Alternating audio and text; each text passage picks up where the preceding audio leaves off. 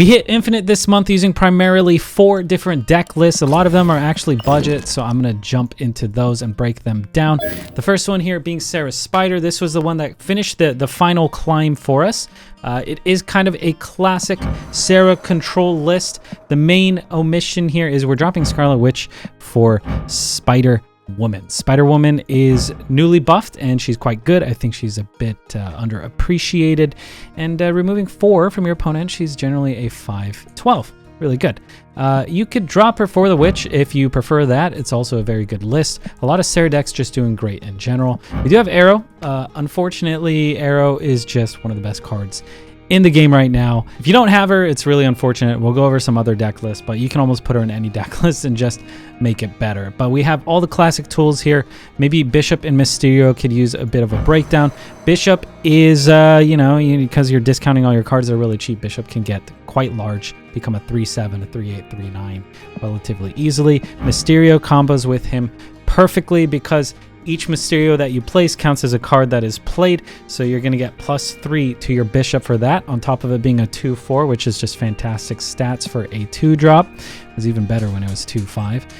We have Lizard in here just because he's a big boy, and then we have Nova in here to interact with Killmonger. Usually, maybe it's your finisher. You put Nova on the board and then Killmonger to kill him, clearing your opponent's 1-drops, which is really good against Thanos right now, but also buffing up all your cards on your side of the board. Shang-Chi, really good against stuff like, any Red Skulls out there, any Shuri cards getting buffed out there. Shang-Chi can deal with those, of course, if they're not armored. You pretty much drop Arrow and Spider-Woman, and you put in Scarlet Witch as well as Enchantress, and you have like the OG Sarah deck list, which would probably still do well. Another Sarah list, which doesn't count as one of the 4 decks because I didn't actually use it this climb, I used it last month, would be this Luke Sarah list. This was really good. It does have Luke Cage and Hazmat. It's a bit more expensive. Actually, I guess these are pool 3, but they're freshly pool 3. Same with Absorbing Man. I guess it does run Zabu. So this one, very good as well. If you're looking for more of a toxic sort of take on it, both these decks do struggle a little bit against Leech, so the best thing to do is not get leeched. But generally, if they're just leeching on 5, you're okay. If they cheat leech out with the Lockjaw or just energy cheat, it's going to be a bit rougher. This next deck is really good against Leech, though, in my opinion. This is Dracula Dump, and this is an old deck from a couple months ago. I wanted to bring this back because Leech is so prominent. I was thinking, what's good against Leech? And you know what's good against Leech? Red Skull, Destroyer, Infinite. You almost want to get Leech with these. So what you're trying to do is get rid of your smaller cards. Ends up being a hybrid between a Zoo and a Dracula deck. You end up playing Squirrel Girl, your Sunspot, your Iceman. Maybe you protect them with armor so they can't get Killmongered if you suspect your opponent to have Killmonger. Also, there's a lot of like Nimrod decks out there right now, so armor's pretty good in there as well. We have Cosmo here to stop like Galactus or Taskmasters. Maybe even you can snipe a Shuri or something like that. It's really good for all that. And then we do have Dracula, because Dracula is so good because you're going to have Red Skull in your hand, you're going to have Destroyer in your hand, and you're going to have Infinite in your hand. And generally, playing these isn't too much of a drawback. Destroyer's okay because you have armor. Red Skull, maybe you zero your Red Skull, so he's not too bad. But discarding them with Dracula is just way better. The dream is to Dracula your Infinite. That doesn't always happen, though. That's why we put in 3 big boys, so Dracula can generally just hit 1, and you'll be happy. Sometimes on turn 4, maybe you do Cosmo and 0, and then you follow that up on turn 5 with the Red Skull, and then you can follow that up on turn 6 with a Destroyer, or just throw down your Dracula. Sometimes, don't be afraid to throw down Dracula on turn 6, but do be afraid if you suspect a Leech. So try and limit your hand to only have big things if you do have Dracula on the board. You don't want to hold on to a Squirrel Girl or a Sunspot, and then your Dracula discards the small card. The next deck, another cheap one here, is Destroyer. Recently made a video on this one. People have kind of forgotten about it. A lot of people are maybe like complaining that it's rough against Shuri decks. I guess that's true if they end up getting like the God Hand or whatever, but I feel like you can put a lot of power in a lane and sometimes even beat 30 plus power putting like Ant-Man and then putting like Colossus in a lane, maybe Lizard instead, maybe Captain America on 3, all in the same lane. And then on your separate lane, you can put either Warpath or Attuma, because both of these are just a lot of power for a 4-drop. Then you lock that lane down with Professor X. So even if your opponent does commit to that lane, you know, just doing Attuma Professor X on an empty lane generally kind of wins it. And if you're not winning that lane, you can throw some more power into there by playing your Claw, even though the lane's locked down, or you can use Spectrum to, you know, buff Professor X or any other ongoing cards that may be locked down. Destroyer is here because, well, you have armor, so he's not going to kill anything that's in those armored lanes, but also you can just Cosmo your Destroyer, or, you know, your Destroyer is just not going to hit things that have been locked down from Professor X. If you're getting leeched, or you suspect a leech, you're maybe playing against a Thanos deck, maybe, you know, aim to get your Attuma and your Destroyer leeched, so you can play those on turn 5 and turn 6 and stuff like that, and still have a lot of power on the board. As far as Shuri decks, maybe this one's main weak point is the Shuri decks, but you could still win against those.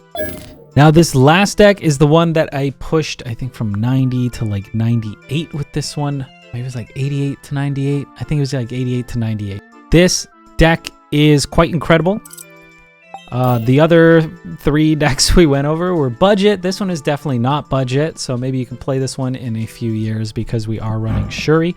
We are running Nimrod, which, you know, you get with the battle pass, but if you don't, he's pool 5. We're running Galactus as well, a big bad who's always going to be pool 5, series 5. Galactus is fantastic here and synergizes really well with stuff like Wolverine, as well as Nimrod, because if you play properly, Galactus will destroy left to right. You can make it so you get your Nimrod to proc, so he just goes in that final lane. I actually noticed you don't really need Nimrod that much. The dream is, I guess, Shuri into Nimrod into Galactus, and then your 2 Nimrods will go in that other lane, and you'll be at 22 power, I believe. And then if you had Wolverine down, you might be at 26, which is generally enough to win. But also you can, you know, Green Goblin, put that on your opponent's side of the board, maybe use a Hobgoblin. A really nice thing to do, even if you don't have Galactus, is like doing Shuri into Hobgoblin almost just wins a lane on its own. But I was having a ton of fun messing around with this little tiny destroy package, doing something like Bucky and then Wolverine, and then following that up with, you know, like a Carnage or a Deathlock or something like that, just to keep making Wolverine larger and just putting all this power on the board, so you don't need Galactus in order to win. But yeah, Shuri into Hobgoblin into Galactus can win a lane. Shuri into Nimrod into Galactus can win a lane, or Shuri into Nimrod into Destroyer can win a lane. Or, you know, maybe you just don't even need to use Shuri at all. It definitely has a ton of different lines to win, and I think that's what I liked so much about the deck. I felt like every game played out differently. It's very flexible, it's very versatile, and in that sense I feel like it can even be refined a little bit further. But this is probably the top performing Nimrod list. I say probably because it definitely was the top performing Nimrod list a while ago, last I checked, but I don't know if things have changed within the past day or so. Another really fun thing you could do is if you Nimrod on 5, on 6 you could do like Venom and Deathlock in different lanes. So you'll proc the Nimrod and then you'll proc the Nimrod again. So yeah, really enjoying that. Another Galactus list. This one I'm not really including. This was more used last month for me. This one's a bit more readable as a Galactus deck. It's kind of just the classic Galactus deck, but also has Null. So I featured this a lot last month. The deck is still good. I think you could even put Null in the Nimrod deck and it might be a natural fit, but this is more like a classic Galactus list where you just try and ramp Electro into Doc Ock to ruin your opponent's game plan, then you Galactus on a different lane, and then you play Null, and Null's going to be massive because you destroyed all these things. Not only Doc Ock's power is going to be added, but you know, maybe your opponent's Red Skull and all these other stuff gets added. So this deck is also really, really good, but I wanted to feature the Nimrod one because that's what we used mostly during a majority of our climb. There's a lot of other decks that we use that performed really well that I'm not really including in this video. There's this Moon list with Stature and Black Bolt, but I thought a lot of people don't have Stature. There's this Bast Beast Bounce, which I think is one card different than Jeff's list. I think he didn't have Wolvesbane. He had America Chavez instead. So there's all these different choices. There's a lot of fun to be had. Generally, most of these decks do not enjoy getting leached on turn 4 and turn 3. So hopefully that changes in the future so we can enjoy playing cards. Would love to see leech get addressed. And then of course the actual like the best decks are going to be Shuri Redskull and like Thanos Lockjaw, but I don't personally find too much fun in playing those decks anymore. So these are the ones we use for our climb. Hope you guys enjoyed this video.